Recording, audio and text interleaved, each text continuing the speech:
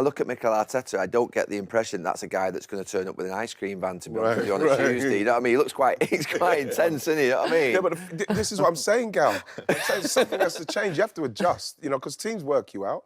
You know, you lose confidence. You have to adjust. He's going to have to, at some stage, something's going to have to change, because we can't carry on like that, can we? No, but my point is, though, you're asking him to change, but I genuinely don't think he will change. I don't think managers do, to be fair. Once they've set a system of play, which they are, it's so set Arsenal. I'm talking about changing mentality. That's what's got to change, because I don't, like you say, the way he plays, it's rigid. But Wright, sorry, do you know what's interesting? Football is mad. We talk about giving freedom. Everyone just throws that word out there, freedom. But if everyone started playing with freedom, you'd be all over the shop, you know what I mean? The reason they've had a little bit of success this year is what they've been doing is work. They're top of the table. Yeah. They've had a little bit of a sticky patch. No, Roy, then we're talking about what Eze can do for that team. We all like Eze. Yeah, of course. But Roy, that's down to players rather than the manager, though. That's so, yeah, but you're saying that, so then you're saying that you want Eze to go in that team and go against what... But Wrighty, you're a striker. What Mikel wants. You're a striker. That's what's going to have to happen for Eze. Well, sometimes you've got to do that. You're right, you're a striker. I think Arsenal are the best team by far, from the goalkeeper right to the edge of the box. They're the best at actually handling every part of the game, either defensively or in possession. They do it brilliantly, and then they sustain attacks, which is amazing. But they reset. I've never seen a team, to be fair, get the ball in sort of a wide area where you can see Odegaard and Saka on that side, can't you, with either Ben White or Timber, and they're playing those...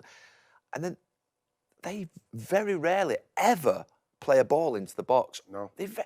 And, like, if you're a striker, if you're Gyökeres, and you're thinking, I'm making my first run and it's not coming, I'm making my second run, and then, like, when are they going to actually play this ball in?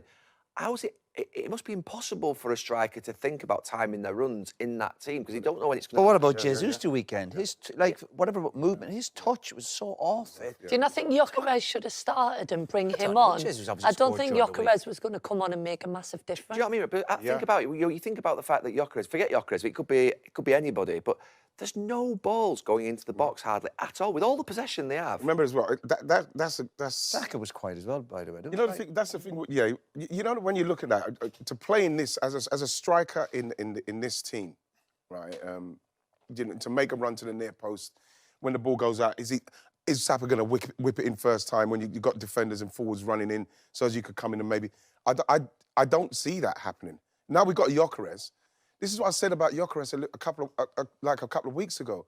If he's not pulling people and saying, listen, when you get there, just put it in. I agree.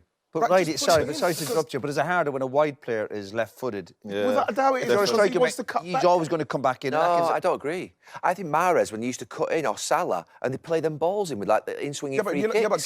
Yeah, but Gary, the half a second... Players, they're more dribblers. The lads we're talking about more dribblers, do you not think? The thing is, Roy, is the split second it takes for you to, instead of doing that, and you cut back to do that, what gives the defender that extra chance to come back and block it. Get set up. It's got to come first time. OK, so, Ratty, you've said you want change, and you said you want change, you talked about Eze. Right, what are your front six? Forget the back four and goalkeeper. What are your front six that you would pick to make that change that would make Arsenal more creative? Obviously, I'd have Saka. Of course. He's your mate. Yeah.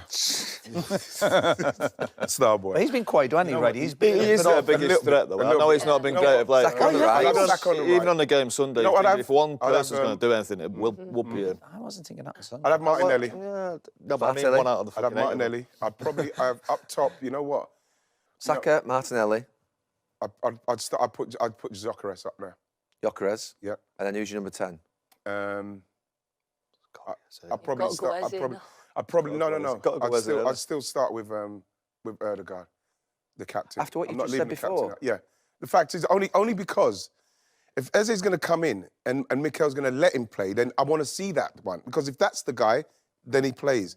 But I still feel that Martin Odegaard can get the ball, and it's up to other players to be moving as well. He's more than capable of doing it. Yeah. Yeah. Yes. But he isn't. I would say. You think he's not in a minute, no. But then he's got to find it. He's a captain. So surely Eze deserves a chance. Then. Yeah, but when he was out of the team but like Roy said, Arsenal were a bit better when he was missing Odegaard for a few months. Yeah, but you say of course Eze deserves a chance, but at the same time, like you said, Eze came on, and it's the same as what Odegaard's doing. So what's the difference? Has it crossed your mind if they don't win it this year? Of course it does. What do you think my head was in my hands when the camera was on before? To be fair, Patrick before the game said now or never.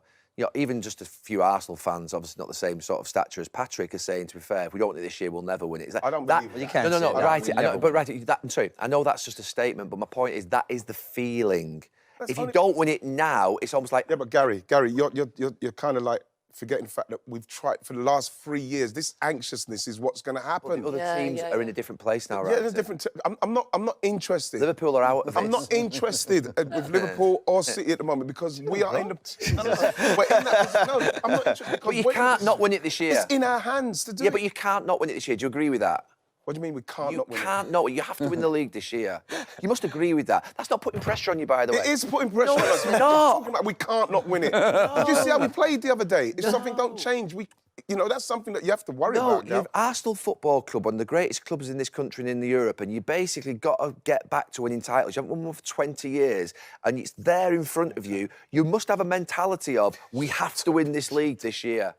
You have to. Yeah, well, that's what I'm hoping they've got that mentality. No, not hope. Yeah, but you're hoping because we've just seen a result where it looks like, mistakes. We're losing a game. Obviously, it's against United. It's a big game for Arsenal United, but they've lost the game that would have been a brilliant marker if you won that game and moved on again. Righty, were you surprised at the Nottingham Forest game? Because, when City dropped points, I thought they were going to go to Forest. As a player, you're like, they've dropped points, I'm going to Forest. No, are they making sure they're not losing? I was like, go and do it 3-0. This is what people are saying as well, Jill, is that, the way our manager is that he's more he's worried about going to win than just like trying not to lose. And I don't think you win anything in that way. I honestly, people might say I'm applying pressure to Arsenal. Right. Absolutely not. Everybody hopes to win the title. Everybody wants... Gary, wait a minute, Gary, right everybody hopes. Everybody at the start of this, when we started the season well, I remember you saying, it's Arsenal's to win. After like 8 games, it's Arsenal's to win if Arsenal lose from here.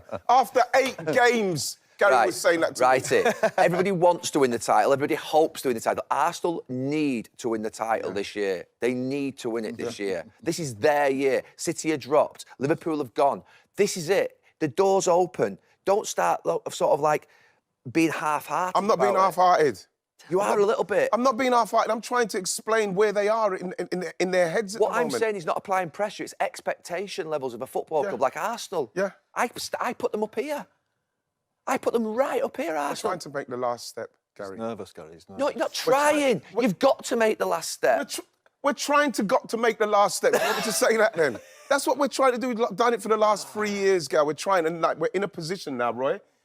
You guys know because we're at that stage of the season where the pressure kicks in.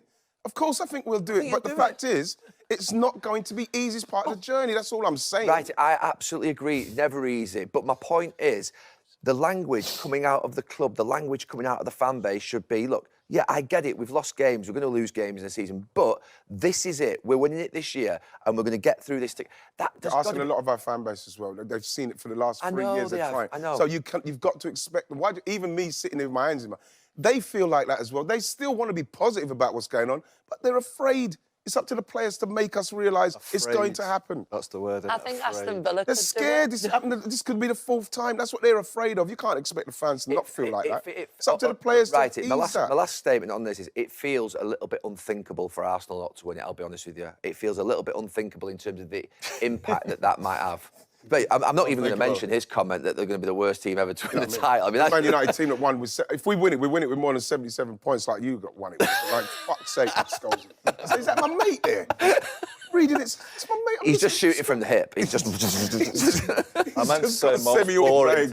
I meant to say most boring team, not worst team, sorry. There you go, correction. Correction. Put him on record. It will be boring. I'll take boring. It don't matter how you do it, does it? I'll take boring and win. I'm very excited because, again, like you say, I believe, yes, we do have to win it because we Thank you. Right? We do have to win That's the only and I'm confident enough that we will do it. I agree. I'm confident. Gabby, you have to mention how good United was. Oh, no, God, Jill, of course we're coming on to that. I mean, that's really clear. Jesus. Have you seen how much we talk about Man United when they haven't done anything? All your bit will be edited out now. Yeah.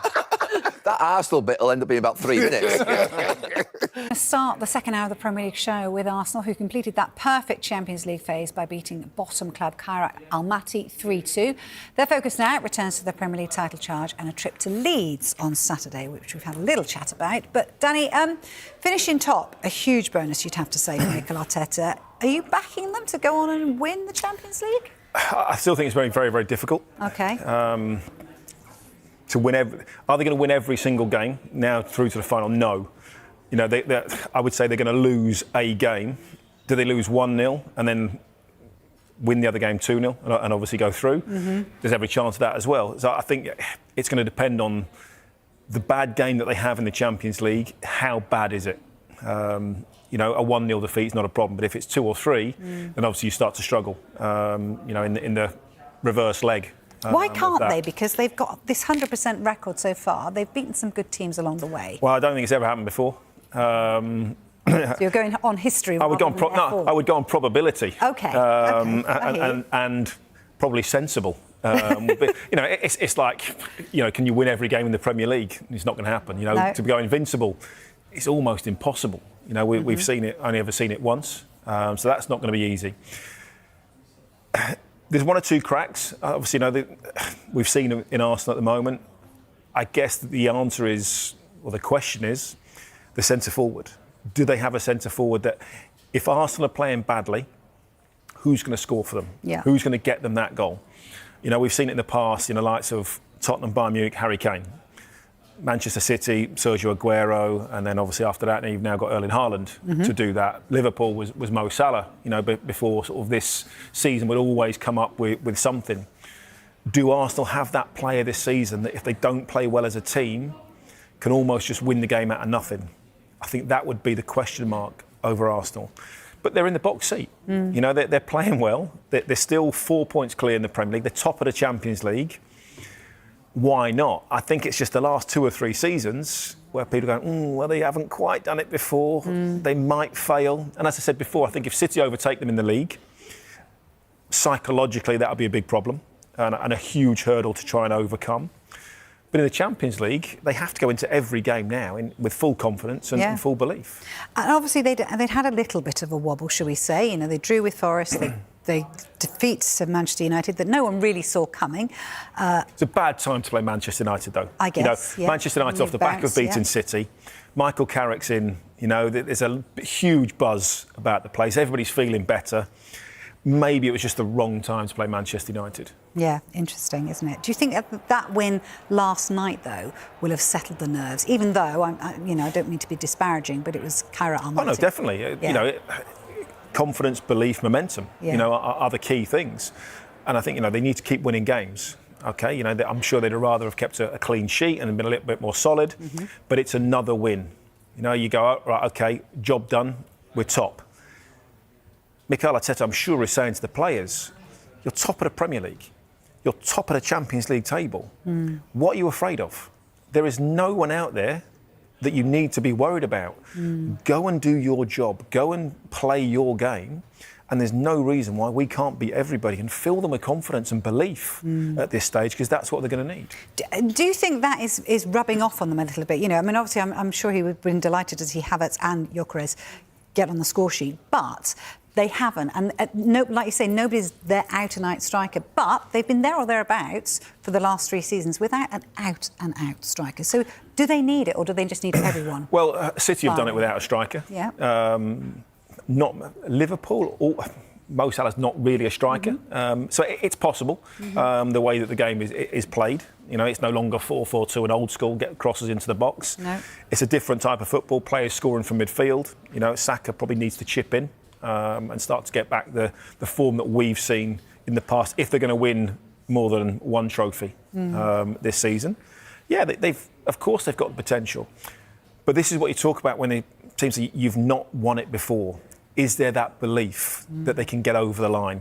Is there that confidence? And this is where the skill is going to come in for Mikel Arteta, who's obviously been at Manchester City under Pep. He needs to say to players, you can win this. Don't worry about what's behind you. Keep looking up.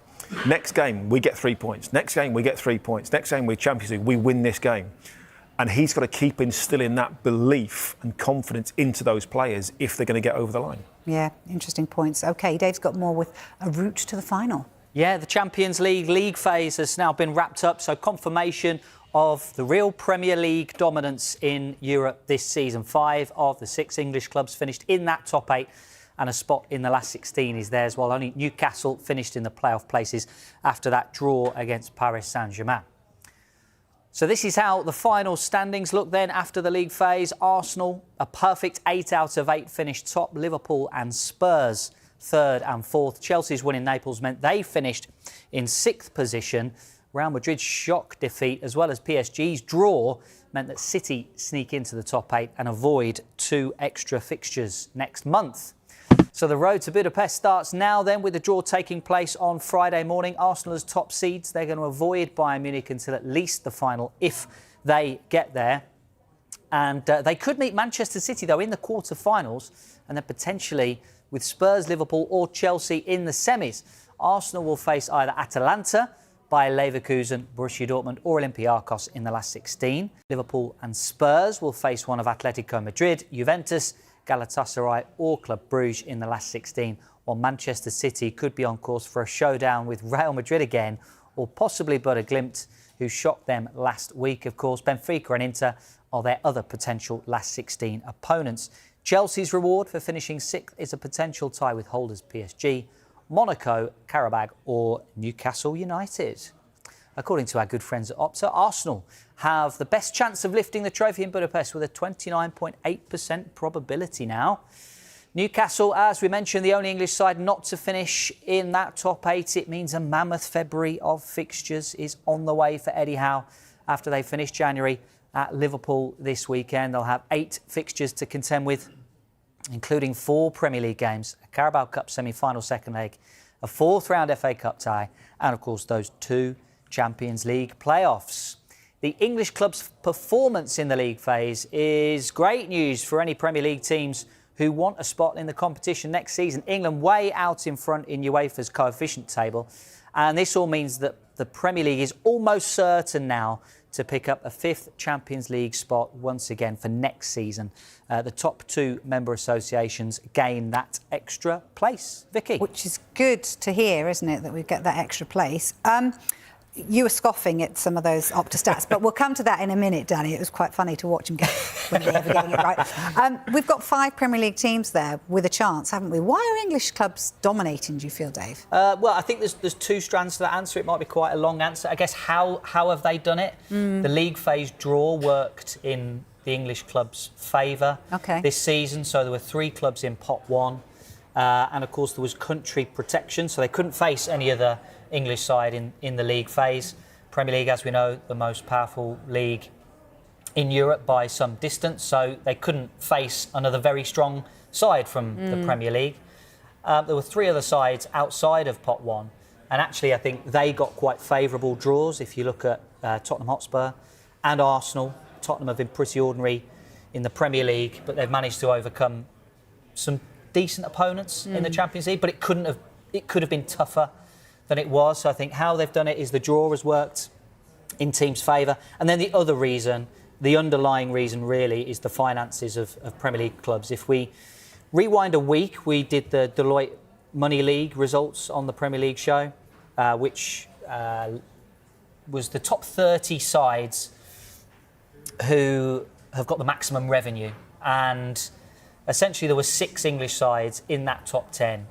And that not necessarily is the story, but it's more the clubs outside of the top 10. So you're looking at clubs like Bournemouth, West Ham, Brighton, Crystal Palace, Everton, all in the top 30. They're able to compete with clubs to sign players like Roma, Juventus, Atletico Madrid, some real European giants. And when you're able to compete, you're able to sign some of the best players ahead of those sides. Those good players are already in the Premier League. Yeah. And then the Champions League clubs look at those players and go, well, they're good. We'll try and sign them, which has happened in the last year or so. And it takes good players away from other European sides. Is there a way to fix it? I mean, no. UEFA could drop the country protection. They could drop the country protection. Yep. Maybe have it so English sides had to face, or you could face only one team from your I think country. Maybe you've got a point there when you're talking about 5 teams make Champions League, 5 teams. Maybe only the top 2 get country protection. You know, the rest, it's a bit of a free-for-all. Yeah, you know, and just make it a bit more competitive. But I think the whole point of this Champions League system was so the best teams get into the latter stages. I'll simplify that. The best teams generally have the best players. The best players cost the most money. Give or take, that's always been the way. You know, in the Premier League in Europe, that's how it works. You know, you'll always get an anomaly where a Leicester punch way above their weight or a team. But generally, if you've got the best players and you spend the most money, you pretty much have almost a guarantee of being up there or thereabouts. Yeah. I mean, you saw Arsenal beat Inter Milan fairly comfortably, and they made a host of changes, Arsenal. Bayern Munich, one of the best sides, probably, I guess most people would say, outside of Arsenal, and Arsenal beat them. Now, things can change in the knockout phase, obviously. Two-legged games, fine margins, things can change. So certainly the league phase, I think, plays into the favour of English sides. And it's like a vicious circle because England now way ahead in the coefficient. There'll be another extra team next year. If Villa, for example, go and win the Europa League, that could be another time where there's 6 English sides. Well, I think when was it last year for a little bit? We were looking at maybe seven English teams in the Champions League. Gets lower and lower, yeah. Starts to get a little bit silly, I think. Good at for that those. point. I'm not having your coefficient for Opta, by the way. No, you're not having that. What was PSG's chances last year of winning it? Well, yeah. OK. Yeah, fair enough. Yeah. We'll look that up. Sorry, Opta. No, it's all right. In terms of the reasoning for this, it appears in the Premier League every single game is very, very tough. Yeah. Even for the sides flying at the top. Particularly the last 18 months. Think of the last-minute winners that Arsenal have got this season, and they're top of the table by 4 points. Is that a factor in why they're doing so well in Europe when it's not necessarily like that? Yeah, I think it's a credit to the Premier League as well. We sometimes maybe don't give it enough praise for it's the strongest league in the world. Unfortunately, we haven't won enough Champions Leagues, but when we do get to play in the Champions League in the group stages, our teams seem to have bigger squads, are able to cope with more changes. You don't have teams coming in with low blocks, so there's more open football. I'm watching the team that Liverpool battered 6-0 last night, and the centre half at 4-5-0 down, still playing out 4 yards from the goalkeeper. They're not playing 6 at the back. They're not playing the low blocks, so they're open because they want to score goals and they want to play pretty football. That used to be the way around, didn't it? It used to be the way around when actually in Europe, the English clubs weren't used to teams with the, low block. Yeah, you get 1-0 and be tight. It's like, oh, God, it's tough. Yeah. Whereas now it seems like teams in Europe are actually being more expansive, and the Premier League teams are doing what made those clubs successful in Europe. You could almost argue, and you're not going to love me saying this here on Sky, the Premier League's become a little bit dinosaur-like the last 12 months with the long throws, the set pieces, the physicality. It's like going back to the 90s. So things have changed. Doesn't mean it's not entertaining. It doesn't mean it's not entertaining. Some would argue differently recently, but it will change again. And I think that's down to managers and styles and just change. You look at it now, a set piece is such a weapon. You'd have, 10 years ago, 12 years ago, the idea, speaking to Pep Guardiola about set pieces and the importance of scoring every set piece and doing it this way and that way. It's just different now. And now you've got set piece coaches. Everything just changes, like an evolution. Whether it's a good thing, a bad thing, I don't know. But you look at the Champions League, there's probably more goals, it's a bit more open. But as it gets deep into the stages, I worry about, obviously, Premier League teams. I worry about the fact that if they don't use their squads well, do they run out of steam? Why haven't we won enough Champions Leagues over the last 20 years? That's a big question. So you would always favour Bayern Munich, PSG, Real Madrid late in that tournament. Right, OK, we've had a voice note on this from Latvia. There's too much money in the Premier League and the quality is much more. Unfortunately, the style of football in the Premier League has dropped off. It's turned into more of an NFL basketball style of league, but the Premier League is just a powerhouse.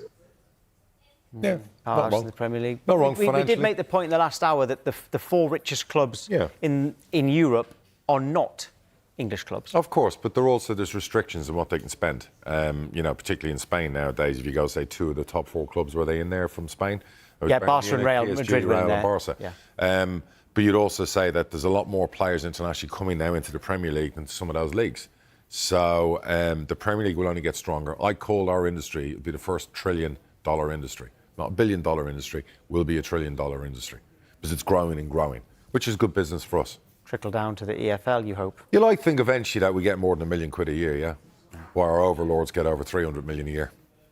Now, is Kai Havertz key to unlocking Victor Gyökeres? It took just 2 minutes for Havertz to provide him with an assist against Kairat last night as Arsenal secured top spot in the Champions League with a 3-2 win at the Emirates. Havertz threaded a ball through to Gyökeres, who did the rest to give Arsenal a very early lead.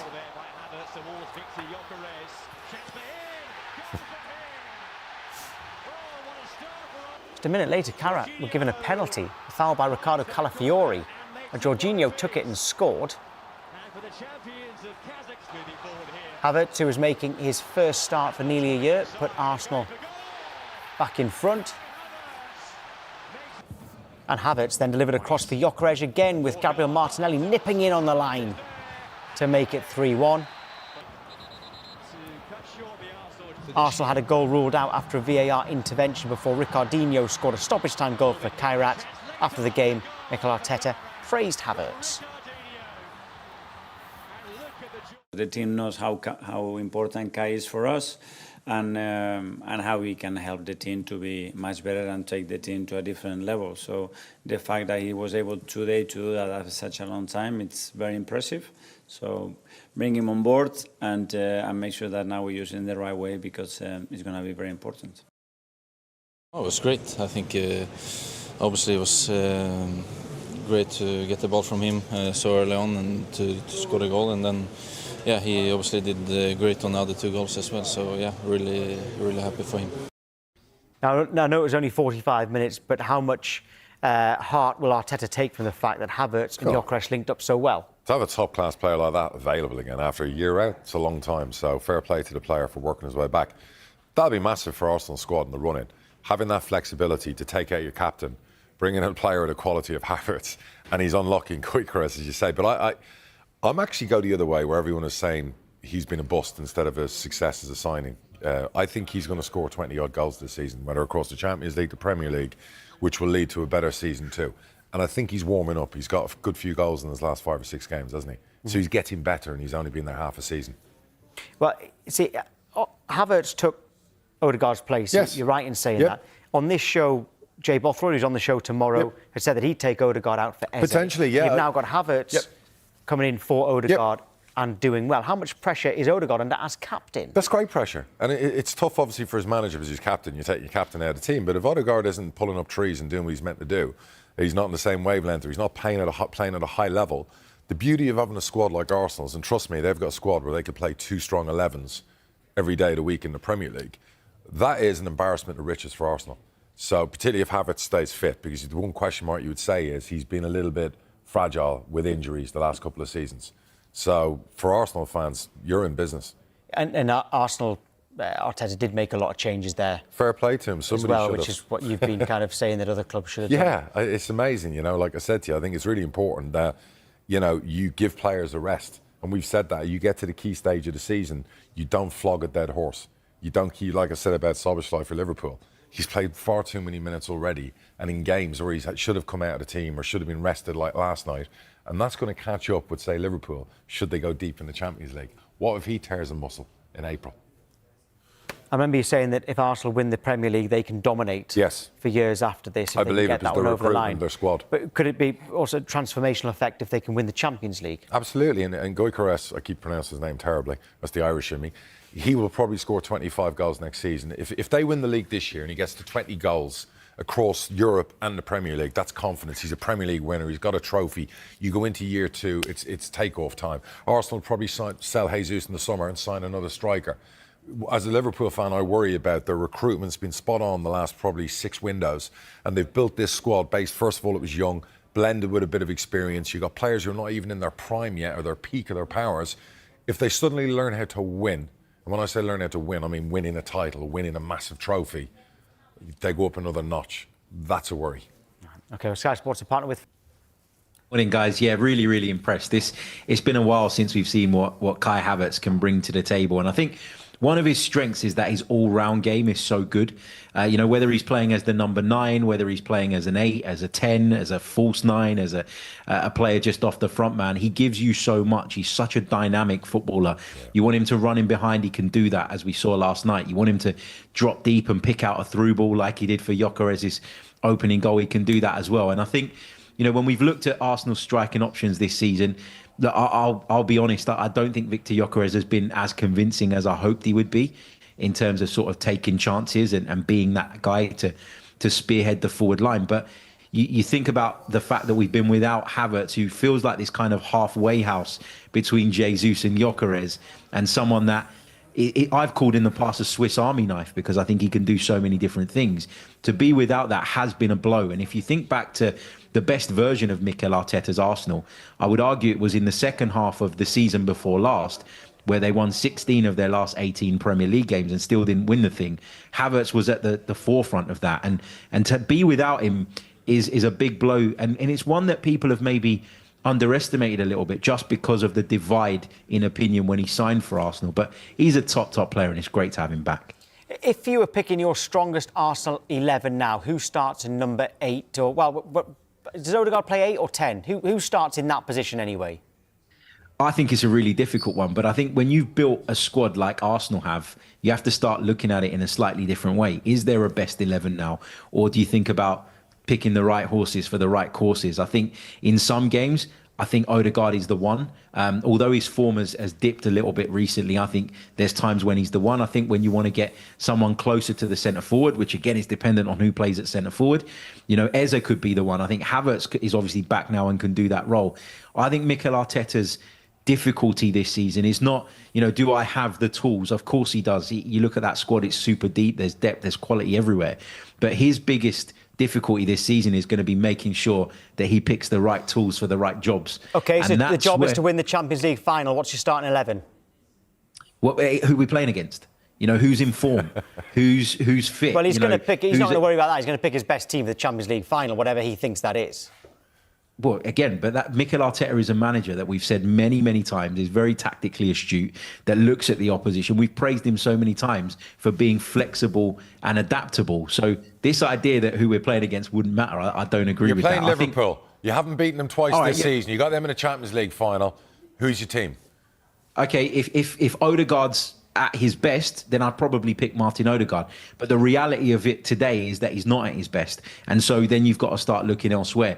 If it's Gyökeres up front, maybe you go with Kai Havertz, but that means you've got to adjust the rest of your midfield. Do you still then go Zubimendi and Rice, or do you bring Marino in there? It's the whole point of having a squad is that you pick what you think is best suited to that game. That's the way football's gone. That's why Premier League teams are cancelling each other out week in, week out.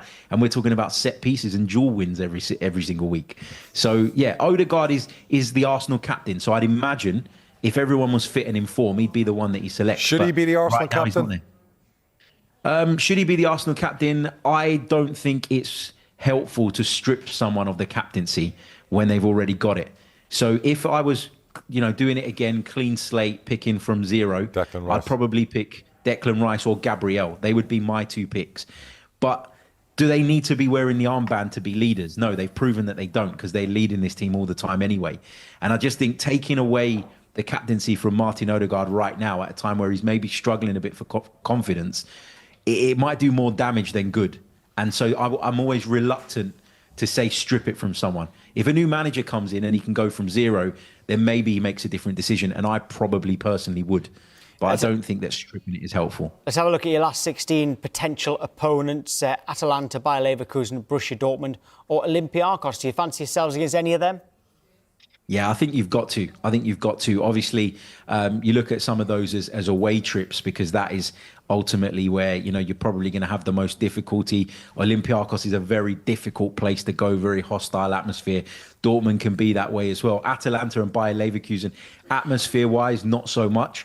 But I think if you're a team of Arsenal's quality who've won 8 from 8 in the Champions League, 24 points from 24, I don't think you should fear any of those teams. And we've earned the right to be in a position where we get that slightly more favourable draw. And the second leg will be at home as well. So you'd fancy us, regardless of what happens away, to get through any of those ties, I think. Darry, you talked about squad depth and flogging players would be important for those that don't do that towards the end of this campaign. Does that give Arsenal the best chance of the English clubs to win Champions League? Yes, because I believe if you were to go squad for squad with everyone, Arsenal have probably got the strongest squad from a quality point of view. It's not just the quantity, it's the quality. He's basically talking about playing Liverpool in a Champions League final, and he couldn't even pick his strongest 11 at that moment in time, because they've got so much strength and depth when everyone's fit.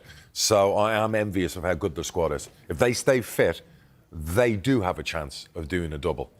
Harry, is Premier League still your number one, though? For me as a fan, personally, Champions League is my number one, because I've never seen Arsenal win it. Wow. I've seen Arsenal win the league unbeaten. I don't think it gets better than that. But in terms of the Champions League, that's the one thing that's missing from this club's illustrious and amazing history. So on a personal note, I would pick the Champions League, but I know a lot of people believe that the Premier League would be a bigger statement. It would sort of show everybody that Arsenal have arrived right at the top table of English football again. And so I can understand both points of view, but for me, it's the Champions League all day long. You're Premier League, aren't you, Dara? Yeah, because I was a Liverpool fan. I didn't see us win for 30-odd years since I was a kid. And I saw us win Champions Leagues. You know, we won one under Rafa, we won a Champions League under Jurgen. But really, and that's great and wonderful, and we love all our Champions Leagues, but really we wanted a Premier League title. You're now going on, how many years is it now since you won a title? Can't remember. Over 20. Yeah, over 30, 20. 40 years. I know it's 20. You know, Chelsea won a Champions League a few years ago. And again, you know, been a while and probably thinking titles. So I would imagine the modern day Arsenal fan wants the Premier League title because you keep getting called chokers. You know, there's a lot of criticism about you not winning recently. So to end up winning a Champions League this year, brilliant for historical purposes. But if it meant choking up the Premier League, I'm not sure you want that. Arsenal fans, they'll take both, Dara. They'll take both. Let's not be greedy. Harry, Leave